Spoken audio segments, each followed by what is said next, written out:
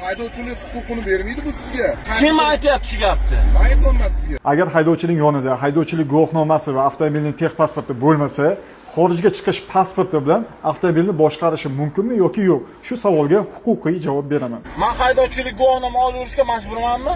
Yo, yana aytolmassiz yoki ID karta berasiz yoki deyapman haydovchilik guvohnomasini olib berasiz. Sodda qilib aytganda, amaldagi yo'l harakati qoidalariga ko'ra, agar haydovchining yonida ID karta yoki biometrik pasport bo'lganida, haydovchidan boshqa hujjatlar talab qilinmasligi belgilab qo'yilgan. Biometrik pasport emas.